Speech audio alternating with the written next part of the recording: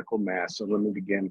Hi, everybody. I'm Ken Stern, director of the Bard Center for the Study of Hate. I want to welcome everybody, and I hope everybody had a good summer. There are a couple of preliminary things I want to go through before I introduce Tali and the program today. For those in the Hudson Valley, there's a screening of an abridged version of Ken Burns' new documentary, The U.S. and the Holocaust, at the Fisher Center on September 21st at 7:30. It's free and will be followed by a discussion led by Sarah Botstein, who's a co-director and producer, and then also some of my favorite Bard colleagues, faculty members Tom Keenan, Christian Crouch, Cecile Kuznets, and Daniel Mendelson. And second, as some of you may have seen earlier this week, we announced this year's Beth Brickey Award, an award for fighting hate named for the late Republican state committee woman in Louisiana, who in the 90s exposed former Ku Klux Klan leader and then elected state official David Duke for selling Holocaust denying material and even Mein Kampf from his legislative office. The award was given to a Bard colleague who helped students from the American University of Afghanistan who were evacuated from Kabul last summer and resettled the Bard. And Bard spent millions of dollars chartering jets to get the students out as Afghanistan was imploding. But the major unheralded part of this Herculean effort was the helping of Bard students, helping the students when they arrived at Bard with legal and other needs once they arrived safely in New York. Tonight, by the way, in the Hudson Valley, some of the Afghan now Bard students who are musicians will be performing in Saugerties. Music is now illegal under the Taliban. And I mention this because the American University of Afghanistan is part of the Open Society University Network. And Bard is a co-founder along with Central European University. Viktor Orban kicked that university out of Hungary a few years ago and reconstituted it in Vienna. And the idea is to bring liberal arts education globally, to foster critical thinking and open intellectual inquiry, something which, as the CEU and the Afghan situations reflect, as do others, is under threat, not only in those two countries. So one of the things that the Open Society University Network does is connect students and faculty across the world. And I was honored to be a professor among a group of OSIN schools from the US, Britain, Vienna, and South Africa that offered a course last spring on anti-Semitism, the Holocaust, colonialism, and gender, connecting the conversations. It covered hate, anti-Semitism, genocide, memory, and related topics. And it was wonderful having students from around the world learn together. And at the end of the course, Tali Nates connected the conversations with a virtual tour of her museum in South Africa. And I found it inspiring, and I wanted her to be able to share it with a larger audience. So that's why we're here with Tali today. Tali Nates is the founder and executive director of the Johannesburg Holocaust Genocide Centre. She's an historian who lectures internationally on Holocaust education, genocide prevention, reconciliation, and human rights. She has published many articles and contributed chapters to several books and won many awards. She serves on many advisory boards too, and she was born to a family of Holocaust survivors. Her father and uncle were saved by Oskar Schindler. The rest of her family, unfortunately, wasn't so lucky. So I'm going to turn it over to Tali in a second. What I want you to do, if you have a question, don't feel like you have to wait until after Tali finishes to populate the Q&A button. Put them together. I'll moderate them after Tali speaks, and then we'll have a conversation from there. Anyway, Tali, thank you so much for joining us, and the floor is yours. Thank you so much, Ken, for the invitation. It's wonderful to join you from Johannesburg, late evening here in Johannesburg, and I am delighted to be with you. And what I thought to do today is to look at the Holocaust and genocide through memory, memorials, museums, and try to make some connections for us and ask quite a lot of questions. I'm going to use a PowerPoint to take us to different places in the world to ask some questions. And please do not hesitate to write comments, thoughts, questions in the Q&A section. So let's start our journey. And we, as I said, we'll look at the issues of memory, museums and memorials, and specifically as we near 80 years after the Holocaust, when the words never again were used for the first time in any significant way. Of course, they were used a little bit before, but not after genocide. We recognize the genocides, of course, happen again and again, that we say never again, but it's empty words. It's really never again until the next time. So we look here at a photo of the foyer of our museum that has the very famous words of Primo Levi. And the words say, of course, it happened, therefore it can happen again. This is the core of what we have to say. It can happen, and it can happen everywhere. This is, of course, Primo Levi, an Auschwitz survivor, a writer, a chemist, someone that took his own life in 1987. And he is basically warning us that we cannot stop and say never again in 1945 and think that things cannot happen again. And that is for us now the task of how memorial places, museums, monuments, and so on can make us reflect about those words. And maybe I'll start with interesting statistics. The latest 2021 survey showed that museums are the highest trustworthy source of information, with history museums being the most trusted at about 78%. Just to give you a guideline, that news agency, media is just at about 50% trust. So history museums are at 78% trust. And you can go and Google it and read more about it. Now, in a world where there is an assault on truth and history, where nationalism, illiberal democracies, and populism is growing, and it's growing everywhere, this is an important role for museums and memorials to remember, to honor, and of course, to use wisely.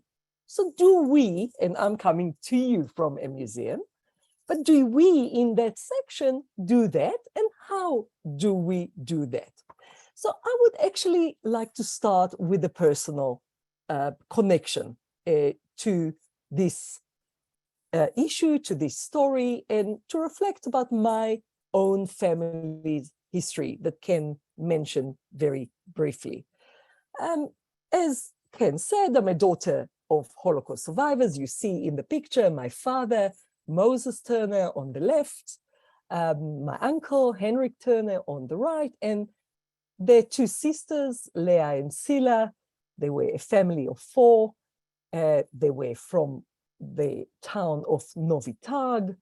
My father and my uncle survived many concentration camps, but survived thanks to Oskar Schindler through to his list. You see the list on the left.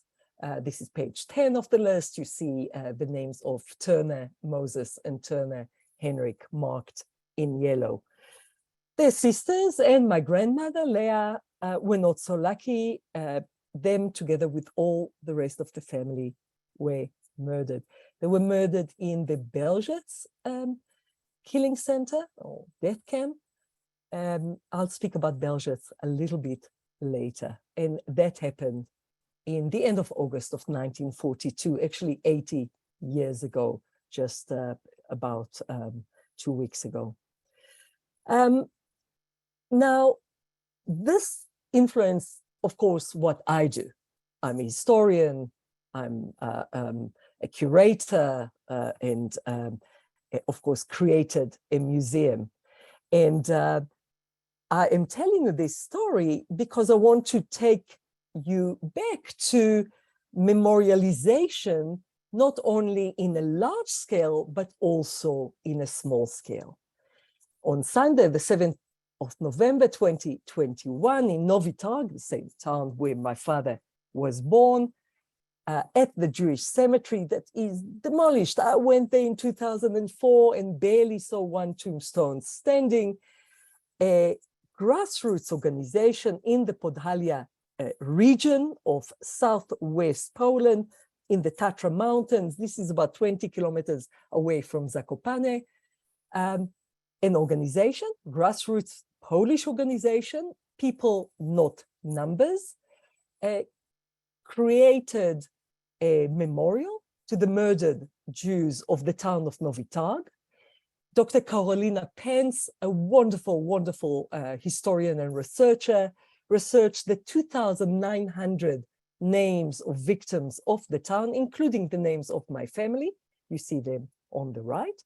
And Dariusz Popila, the head of this civil society organization, who is actually an Olympian.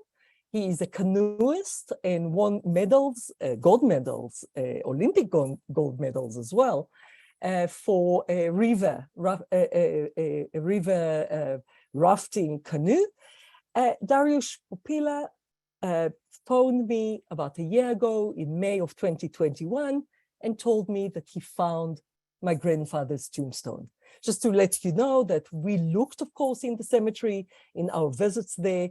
My last visit before last month, I'll speak about that in a minute, was in 2004, and we could not find the gravestone of my grandfather. My grandfather, Tzvi Turner, died before the Holocaust. He was sick, he most probably had cancer and died, and the tombstone disappeared. Last year, it was found. The tombstone was found in a farmhouse in the outskirts of Novi Targ, and you see the tombstones on the left of Tzvi Turner, my father.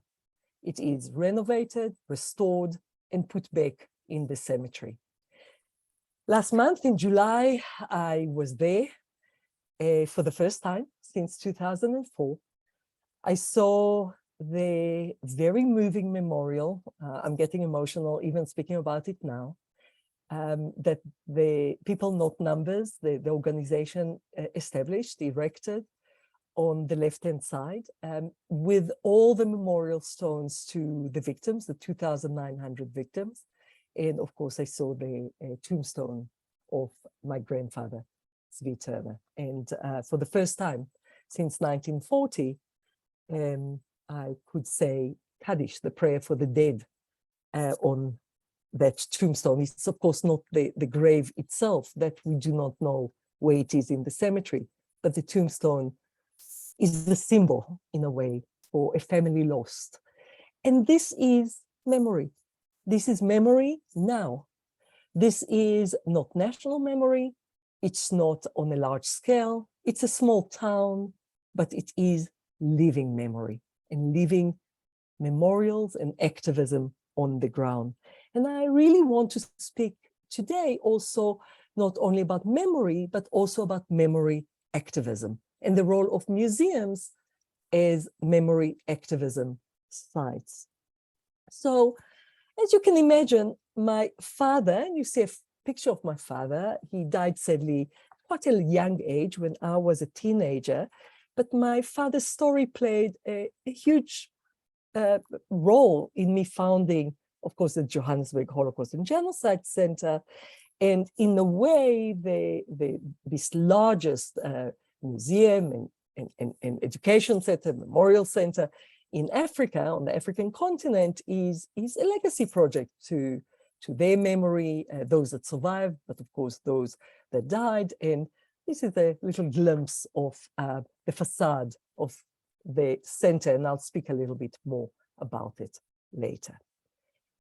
Now, as we reflect on trying to make sense of the Holocaust and of genocide through memory, museums, memorials, I would like you to start thinking of museums or memorials you visited in the past, maybe in the United States, maybe in Europe, maybe in Africa, Latin America, wherever it was. And ask yourself, what made it an effective museum or memorial, in your opinion? Why did it work? Why do you remember it? Why you were impacted by it? Maybe you can share through your reflections, again, in the Q&A later on, some of your thoughts there. And I want to share a little bit of thoughts about museums and memorials. And I want to reflect on my friend, very good friend, Professor Michael Berenbaum, that I know for many, many years, and worked with for many years.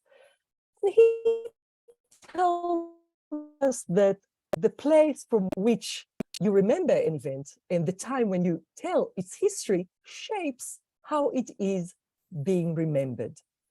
So let's unpack a little bit his words, because he reminds us that a museum or memorial needs to answer 4 key questions.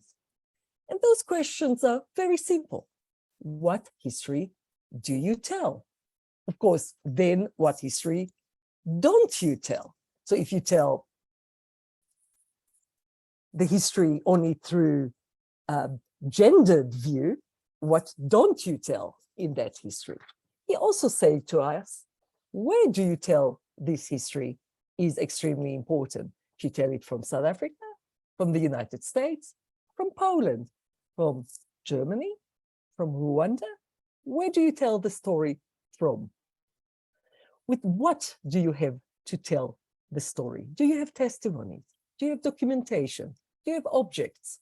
Do you have artifacts? What do you have that you can tell this story? And then how will you tell the story is also extremely important. Through architecture, a memorial, a plaque, a museum. We called our center a center, not a museum. A center, educational center, memory center. So how will you tell this story? And then very, very important, a museum or memorial to the Holocaust or to genocide is a space where the visitor explores very difficult histories. The question then we need to ask ourselves is, how do we tell this history in a sensitive way? How do we represent all this in a museum or in a memorial? What do we include? What do we not include? What do you want the visitors to feel after a visit? And there are many, many challenges. And one, of course, of the challenges that we are aware of is the challenge of the passing on of the survivors' generation. Definitely with survivors of, for example, the Armenian genocide, there are no more survivors. There are descendants, but no more survivors. The Over-Herero and Nama genocide in Namibia, next door to us here in South Africa, no more survivors. The Holocaust, very few survivors left. Do you know that in Johannesburg, we have now only 14 survivors? That's all. 14 survivors that can tell the story. So Holocaust survivors, genocide survivors are actually passing on. And in a way, what Michael Berenbaum, again, in a discussion with me, reminded me is that the presence of survivors, as they are passing on, we live in transitional time where lived memory is moving to historical memory. This happens with all histories, but this is happening to us now with the Holocaust.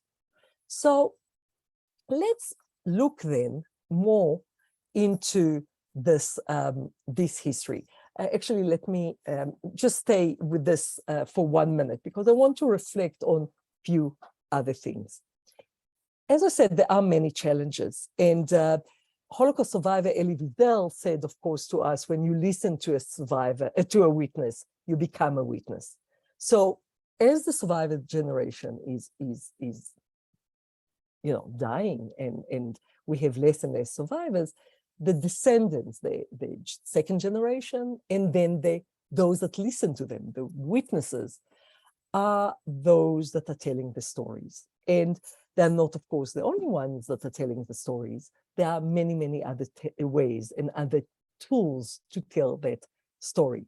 So memorials and museums are one tool, but they are developing many other tools. So These include films, of course, and books, and also new technology. So I'm not sure if all of you are aware, for example, of the USC Shoah Foundation, New Dimensions in Testimony, that many people are calling holograms, but it's not exactly holograms. It's a dimension of a survivor that can answer questions asked by the audience using the latest technology. We are using it with Pinchas Guter, for example, in our center, and students in South Africa are asking Pinchas questions about his experiences, and he is answering. So what are then some the challenges and why memorials and museums are actually important? And I tried to put together a list of things that really were very clear to me as someone that founded the museum, that is working in the museum sector, that is working with many, many colleagues from maybe 300 Holocaust and Genocide museums around the world, maybe more. Why are those memorials and museums important? And I put some points together.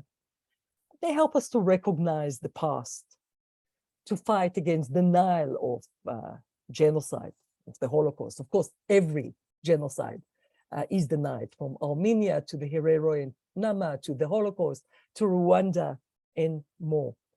To grow awareness globally to those never again words that I started with, to encourage research, to impact on education, to fight against forgetting. It's not enough to remember. You need to first remember, but many times this memory is forgotten, and you have to fight the forgetting of history. You need to collect testimonies, survivors and descendants, and have collections of oral histories. This is proving to be a very important role of memorials and museums. It is a place for commemoration and for mourning. It is a place for dialogue and a place of possible reconciliation. And all those are really, really important things.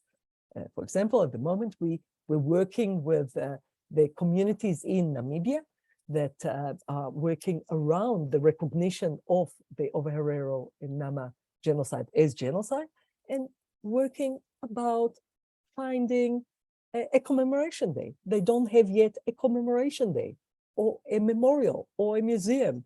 And that in itself is really, really important. So let us look at Holocaust memorials and museums as a case study. There are thousands, of course, of museums and memorials around the world, from those established immediately after the end of World War II or the end of other genocides, to the many who were established in later years, in different places, in different times, and by different entities. And I'm going to give you 4 or 5 examples, just because of time limit. I'd like to explore with you a few examples of museums and memorials from around the world, their role in the recognition of past wrongs, in securing public memory of the events through education and commemoration, bringing stories of life and not only the moment of death. And that is very, very important. So to look at the life of people before they became victims, and not to only speak about death. And I want to spend a little bit time on that. And places that are highlighting, for example, names of victims or stories, life stories of victims, places that are giving dignity back to those that it was taken away from them so brutally. And of course, we have to start with Auschwitz-Birkenau, in Auschwitz. Of course, Auschwitz is a complex of camps. You have Auschwitz I, where today the museum is, where the concentration camp was. There is Auschwitz-Birkenau, that was the killing center and concentration camp. Auschwitz II, also part of the Memorial Museum. But Auschwitz III, Buna Monowitz, no one goes there, or very few are going there, or to more than 40 subcamps like Blecheme and others. Very, very few people are going there. So what is the story of that specific site that was really created by the survivors already in 1947 and developed and changed. And he's telling a specific story, the story of Auschwitz as the largest killing factory where 1.3 million were murdered, of them at least 1.1 million Jews, as well as many, many other victims. So it's a specific story, but also a story of the Holocaust. It's also a national story because in Auschwitz I, you have national exhibitions. You have Block 27, where you have the Jewish story, curated very effectively, I think, by Yad Vashem. You have the Roma and Sinti story. The Austrian block, Block 17, just opened less than a year ago. I just visited there about a month ago, and that is telling a complicated story of perpetrators and victims and resistance fighters and how do you tell that story? And how do you tell a story in a memorial, in a museum, but in an actual place where the events took place, and a place where in 2019 had 2.5 million visitors. And by the way, last month it was very, very crowded again. So how do you do that in such a place? As a contrast, actually, is the Belzec Memorial and Museum that opened in 2004. I was there for the opening because, as I told you, my family was murdered in Belzec, and I was invited together with my mother and with my brother and with my other family members to the opening. It is a very, very effective memorial. The museum is also extremely well done. It also tells the story of Belzec, of the perpetrators, of the victims. It brings the maps, it brings the statistics, it brings the documents, it brings specificity, but it also tells the story of the Holocaust. It also tells the story of Galicia, because the Jews, more than 500,000 Jews murdered in Belzec in the 10 months that it was operational, came from Galicia, from Novi Targ in the west to what is Ukraine today in the east. The old memorial, which I saw in more than 25 years ago in the late 1990s, though, disappeared. There is no trace of the old memorial that was falling apart, and the site was terribly kept in a very, very bad way. But what about layers of history? Do we remember all of the layers of history? Or when we demolish one memorial and build a new memorial, even though it's really effective and it's quiet and not many people come there and you can reflect and think, you lose some of that history. Let's move to Africa, and let's move to a genocide memorial. In 2004, 10 years after the genocide, of course, the genocide against the Tutsi in Rwanda, April to July 1994, more than 1 million, mainly Tutsi, but also Hutu and Twa, were murdered. And 10 years later, the Kigali Genocide Memorial was opened. It is also the final resting place for more than 250,000 victims of the genocide. So you go to the museum, you learn about the genocide, but you go to mass graves of 250,000 men, women, and children. There is also a small wall of names. So there is that feeling of names of people that were murdered, but not many of them are mentioned, just a few hundreds of them, more of a symbolic gesture. And then in the top floor of the Kigali Genocide Memorial, there is also exhibitions of other genocides in the 20th century, including a Holocaust exhibition. In one of the spaces, families were invited to bring photographs of their loved ones, and this is a very, very moving site, very moving space where individuals are remembered. And not only as statistics of genocide, not only of 1 million Tutsi were murdered, but this one and this one and this one, and little stories and little quotes that are very, very moving.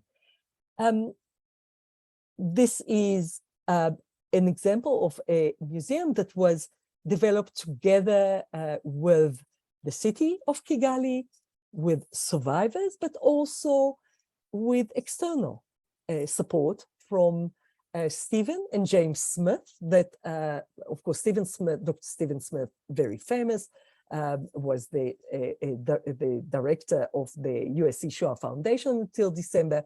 But James and Stephen, wonderful friends and wonderful people, began the Holocaust Centre in the UK in 1995, and they were called to advise on how to create the museum. And that is the museum in Kigali. I want to take you now to Mauritius, the island of Mauritius, and to the Bobasan Jewish Detainees Memorials and Information Center in Mauritius that was only launched in November 2014, and that was 70 years after the events. And this is of an absolutely unknown episode of history where Eichmann gave the rights for Jews to leave the Reich, including Austria and Germany and Poland, the Czech lands and Danzig, and they tried to get to Palestine. The British detained them. There was a complicated story, which I don't have time to tell you about, but please go into the website and learn more about the story. 1,581 men, women, and children then were deported in December of 1940 by the British from British-mandated Palestine to the colony of Mauritius. And they spent almost 5 years, 4 years and 7 months in the Bobasan prison and camp, where men and women were separated, and 126 of them died on the island and are buried in the St. Martin Jewish Cemetery. And they died of disease and suicide, and the Jewish cemetery is still there. And the memorial is right next to, it's in a little chapel right next to the cemetery.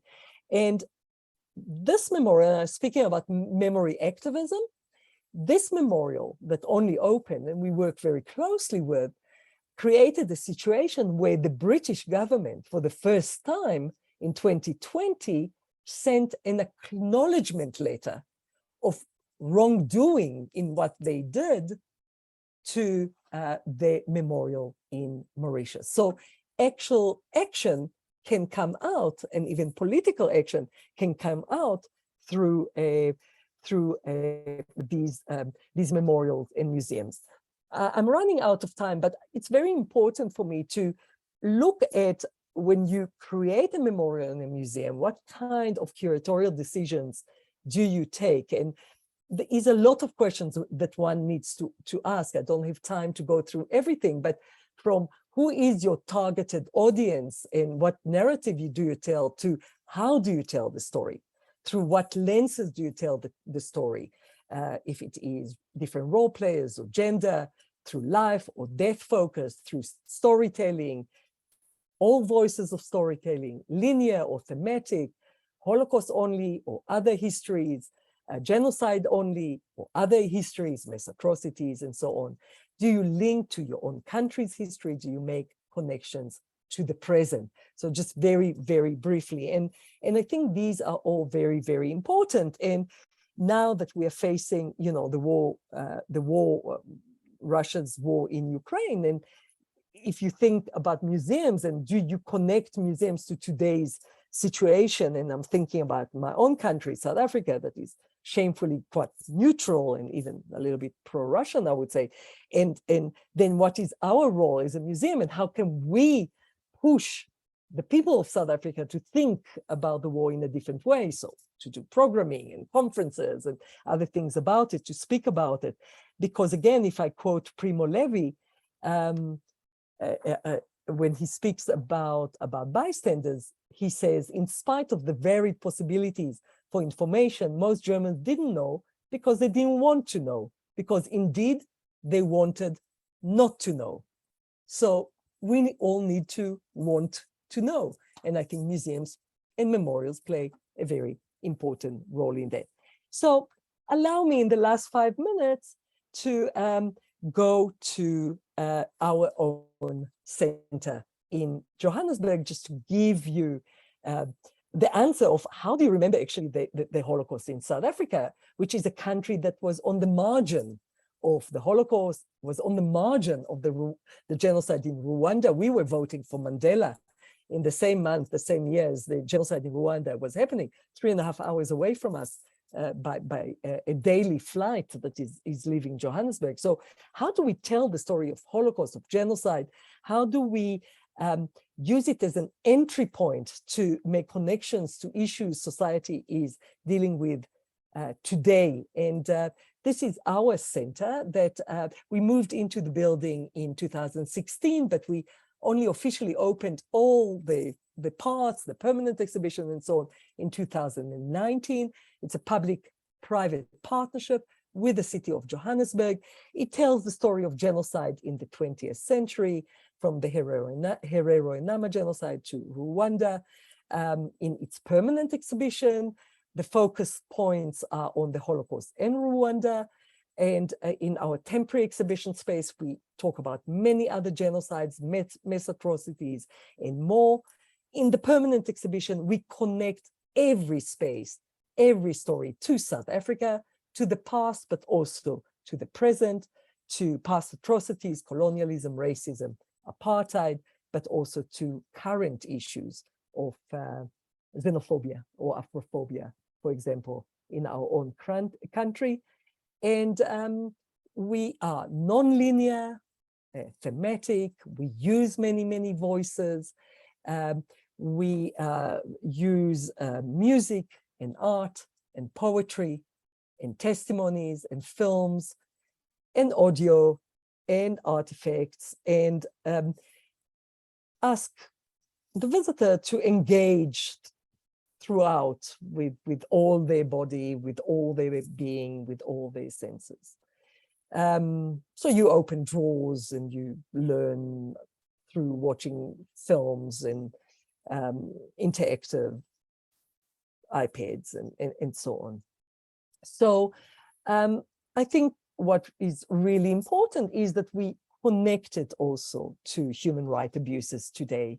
And this is the part where we connect it to Afrophobia and xenophobia and to what we are struggling with today. And again, I don't have time, sadly, to speak about that, but we can deal with that in the question and answer time. And exhibitions are not only permanent exhibition, and I want to just touch on traveling exhibitions as a museum that is traveling and telling a story and engaging audiences. So for example, we have a program together with the Kigali Genocide Memorial. It started in 2016. It is now in 13 countries in Africa. It's called the Change Makers program that goes with an exhibition. And it's an exhibition about Holocaust and genocide. And it is in Nigeria, and it's in Rwanda, and in Zambia, and the Gambia, and so on. And many people are engaging with the past. And this time, they're engaging with the past to deal with their own history and with growing extremism in many of those countries. So memory can also be an entry point to speak about many other things. So really, what I would like you to invite you to reflect on when I speak about museums and memory as memory activism is that those places need to be spaces of memory activism to encourage active citizenship, empathy, and personal responsibility. They should be places where lessons about choices, about striving to become upstanders, not bystanders, are lived. And you cannot do that only through text on the wall or through pictures or through testimonies or anything else. You need programming, you need education, you need dialogue, you need to make decisions and move all the time with your strategy. COVID showed us that, face-to-face, online, hybrid. What do we do? Do we create virtual tours? What do we do with our museum? Is it moving online? research places, publications, archive, resource center, and library. All that, by the way, is in our own museum. So to end, in the end of our exhibition, we have photos of two survivors. Irene Klaas and Sylvester Sindakieye, both are volunteers at our center. Irene is a survivor of the Warsaw Ghetto. Sylvester is a survivor of one of the church's massacres. And they sort of reflect to each other about this never again. I thought that it will never again after you'll see what happened to me, but it did happen again. So if I return to that question where I started, that never again was not their reality, of course, and it's not the reality of many. The question is, can museums and memorials make people closer to reflecting on that never again and making it a reality through memory activism? So I'll stop here, and I posed a lot of questions and brought a lot of topics and hope that we can have in the next 20 minutes a fruitful discussion. Thank you. Thank you so much, Tali. I really appreciate that. And I'm encouraging people to put questions into the Q&A. And while that's populating up, I wanted to reflect on one thing. I don't know if I ever told you the story about our mutual friend, Michael Berenbaum, who you mentioned a couple of times. So Michael was very much involved, as you know, maybe the audience might know, in the building and the running of the Holocaust Museum at its beginning in 1993. And I was at the American Jewish Committee, and one day I got a call from Michael Berenbaum that he had a call from downstairs that Ernst Zundel was coming to view the museum. Now, for those who don't know, Ernst Zundel was a Canadian Holocaust denier. I could be wrong about it. I think he may have written Hitler We Loved and Why and other such things. So Mike, what do I do with this Holocaust denier? And he decided that, I think correctly, absolutely, to let him in, because it would have been a press story if he hadn't. And Zundel asked to see him afterwards, and Michael decided that he would see him. And Zundel came in and said, I just want to congratulate you on a wonderful exhibit to a non-event. So, you know, whether that was a compliment, but anyway, it raises the issue that one of the things that you talked about was, you know, denial. Denial is very much a part of the sort of cycle of stories of you know, mass atrocities and genocides. And, you know, one of the questions to me is, how does a museum deal with denial? On one level, you're dealing with it by showing what actually happened, but the denial is also part of the politics, which you talked about as well. So do you deal with the denial of these various genocides, and how do you do that when you do? So it's a wonderful story, of course, and thank you for sharing that. But of course, the question of denial is always there when you deal with genocide in general, because, as I said, denial, if the audience know Gregory Stanton's 10 stages of genocide, Gregory Stanton always says the 10 stages of genocide don't have to come in that order of the 10 stages, but the last stage of genocide is always denial, because the perpetrator denied that, you know, genocide was committed, and that is the case in Rwanda, it's the case in Armenia, it's the case in the Holocaust, of course, and many other genocides, Cambodia as well. So when you curate and now I'll speak about exhibition as an example to answer your question. When you curate an exhibition, you need to almost put the hat of the denier on and think about representing, first of all, the facts in a way that is undisputable. So bring documents, bring the story in the fullest way possible. And let me tell you how, for example, we do the story of Rwanda. We decided to bring perpetrators. We interviewed perpetrators, and they are in the exhibition. We asked them, what did they do and why did they do it? They're all, of course, in jail or were released from jail. We interviewed 8 altogether, and in the end used 4 of the testimonies. And I'll be very happy one day, maybe we do a part 2 one day, where I can show and share some of the films. And you can see virtual tour of the exhibition on our website, and the catalog of the exhibition is also on our website. It's all free of charge, and you can explore it all. But it was important for us, again, wearing the hat of a denier, to ask the perpetrator to say what they did and why did they do it. And the excuses or justification where the elders told me it was legal, it was not against the law, everyone did it, you know, and so on and so forth. But you build a case that is really coming from the witnesses that watched the genocide, the perpetrators that committed the genocide, the victims, the survivors, the international community, the upstanders, the rescuers, the collaborators, and so on. And you really build almost a trial, you know, you build a tight case that you simply cannot, you know, you cannot deny. In the case of the Holocaust, just to add, because I want to move to the other discussion points, when we blew up a picture, because, you know, for effects, you have very large pictures on the wall, you know, to invite people, almost human size, that you walk towards people in deportation line or so on.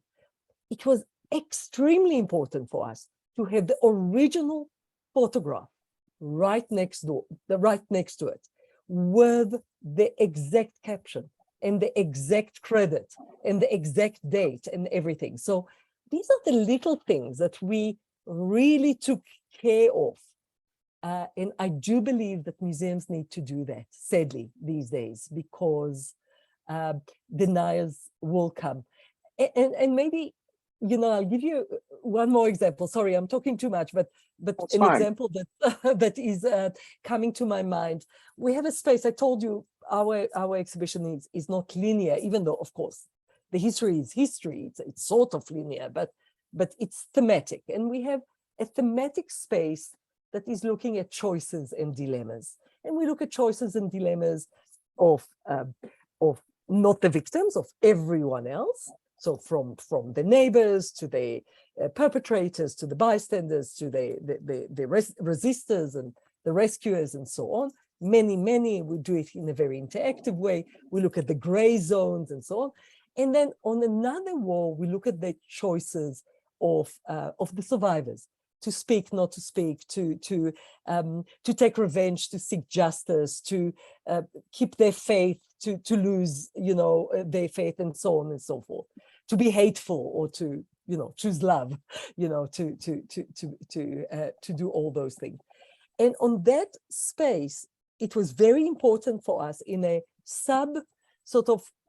subconscious way to also speak to the deniers, because on a very large space of the room, you have everything that is the proof of that historical effect, from objects to testimonies to the trials and the trial material and so on and so forth. So you almost think that a denier will come, you know, like it happened to Michael, and what will you do? And maybe you will not convince him, like Michael did not convince him, but everything is there, and you need to think of it when you create a museum. Sadly, today, especially in the 21st century.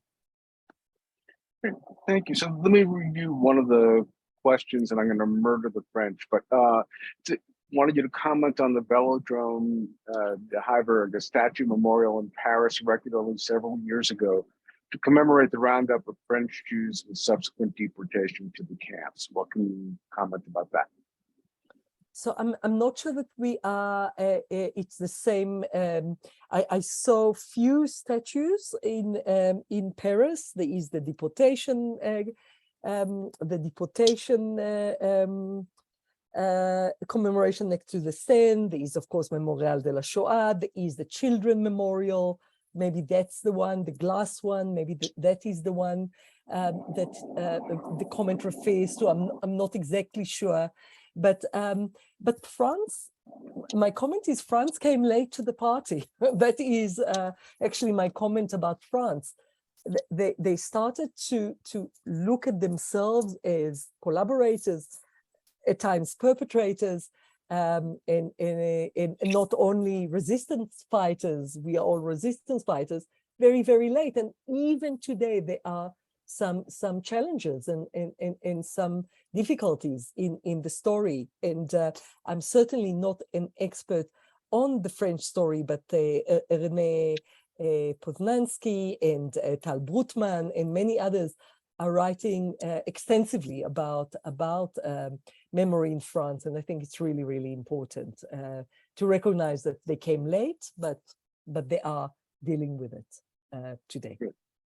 Great, thank you. Let me delve a little bit more about the politics, and it's a follow-up to what I was asking you about denial, because, you know, to push back a little bit, to me, denial is less about the facts of the Holocaust. I mean, to believe in denial, you have to believe that not only are all the museums wrong, but all the Jewish and British and Israeli and German and other historians are also incompetent or in on a big conspiracy. And the core, to me, of understanding the denial is that it's about not about the Holocaust. It's about Jews. It's about the idea of Jews conspiring to harm others. Just like the claim that Jews poison wells was not really a debate about water quality. It's about what Jews do and harming non-Jews and explaining what goes wrong in the world. So, but that raises a larger issue. I'll tell you another, quick, story. I want to see how you deal with it in your museum or what you think.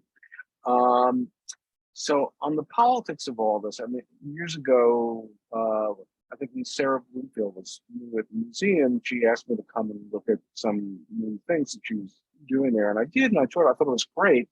But I said to her, my one concern is somebody who doesn't know anything can walk into this museum, think that the Holocaust started in a beer hall in Germany in the early 20th century, or anti-Semitism rather started that way and ended in a bunker in Berlin in 1945. And I said, how do you, as a museum that's not a defense agency, but how do you make connections with contemporary aspects of what you're showing there? So then she appreciated the suggestion, and we put together an exhibition on the protocols of the Elders of Zion, because those were certainly predated the Holocaust, were used to help promote Jew hatred at the time, but were still being circulated. And so they did an exhibit on it, and they had some old pamphlets of it from the publication by the Henry Ford shop in Dearborn, Illinois, and then some of the ones contemporary in Saudi Arabia and other places. But those all looked old. So, my suggestion was show the internet and so forth. But then, I'm sure the museum has thoughts about, well, we're not combating contemporary anti-Semitism in the sense that, people shouldn't expect us to weigh in when, something happens someplace. So how do you manage both the tension of pressure to say something when something horrible happens, but also, sort of staying true to what your core mission is, and how do you weigh all that and the politics of it? It's a very important question, and I think that I speak again more about our museum because, of course, we are dealing with it all the time. But I can speak also generally, again, association with many other museums, networking with many other museums, great friends all around the world. And I think the role of museums really changed in the 21st century. In the old museum, of course, was sort of a container of facts, as you said. It was a box. You put displays of facts, and people came, they saw the facts, and they went home, and They came once or twice, and that was the end of it. I think museums of today are spaces many times that are dealing with human rights. They are dealing with memory activism, as I offered to you, and I wrote extensively on it as well. And they are places that engage. So to answer your question about how do you deal with issues that are coming, if it's anti-Semitism, if it's denial, if it is racism, if it is other issues that are coming, gender, disabilities, xenophobia in our case, for example, you need to be willing to move, to be all those things. And that's the reason, if you notice my slide, I went very, very quickly through that slide, but I do believe, and by the way, that's the reason we didn't call ourselves a museum. We thought about it and we decided not to call ourselves a museum, even though we have exhibitions, because a museum is exactly that container that so many people think of. And we wanted people to come for dialogue, to come for events, for films, for theater, for conferences, for art, for book launches. And we want to answer the issues that are rising. So, for example, in the next few weeks, if you are on our database, you'll see the announcement, and we will. It will be on our website. In the last 3 years, we engaged in a very interesting research project with the University of Cape Town about hate speech on social media in South Africa.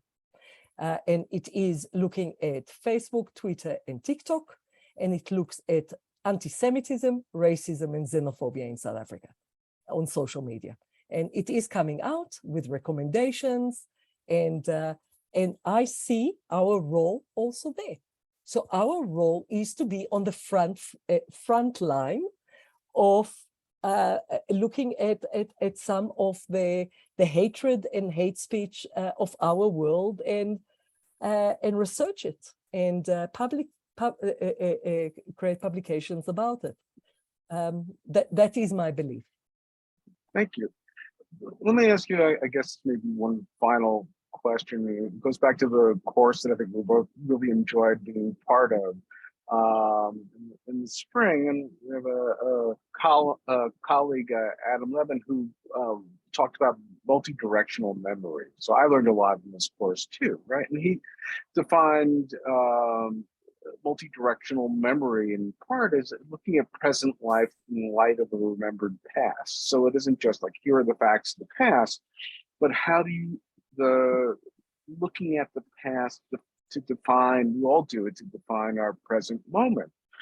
And that, raises for me the question of, okay, that's important to see it as complicated and messy, and depending on what your point of view is. Well, how do you deal with the times where things are somewhat contested? And I'll give you another, example from my years at AJC, which is, I thought worked out well, but to me it was a reflection of this. Was there was a debate here about an exhibit at Ellis Island, if I recall correctly, about America's concentration camps. It was the Japanese American groups were talking about the war here and the taking away of Japanese American citizens and putting them in the camps.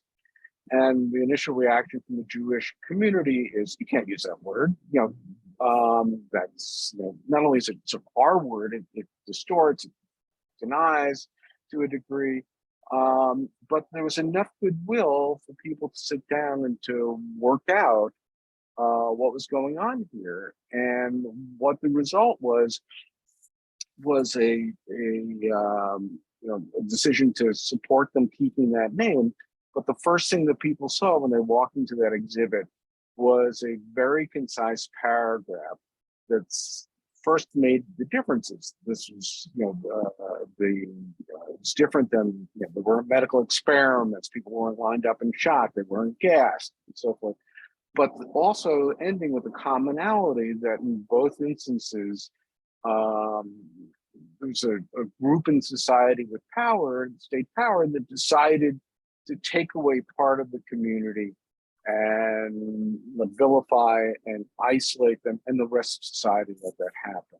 So when I heard from Adam, that reminded me that perhaps there were ways when you're talking about memory to not only recognize that people look at things differently, but also trying to find ways to pull together people and what's common about how hatred works. And wonder as a final word, if you had any thoughts about how museums and memorials should try to help people find that commonality as opposed to have the competition. Absolutely, and thank you for that, because I think this is really important.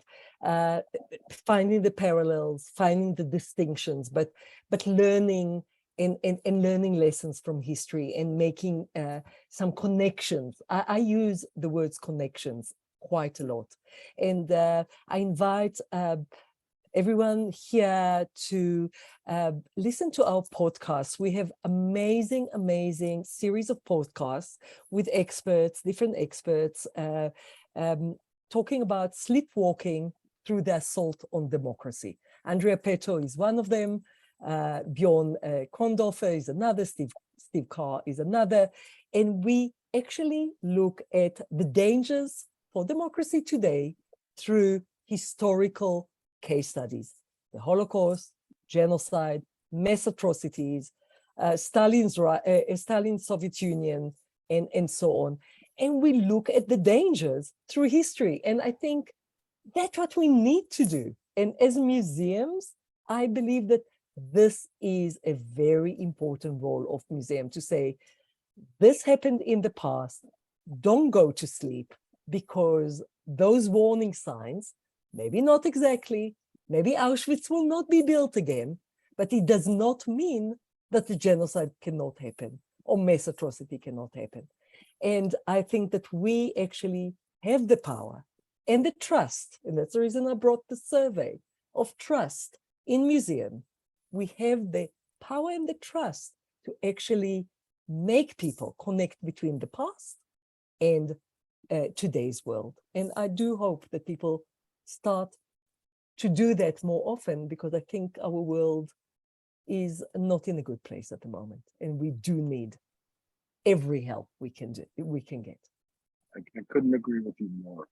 Anyway, on that note, and I'm thankful for the work that you do, and I hope I get to one of these days see your wonderful center in person. Although it looks great online. I want to thank you, Tali. I know it's late in the day for you, and I want to thank everybody else for joining us today. Have a good rest of your day. Take care. Thank you so much. Bye-bye. Bye-bye.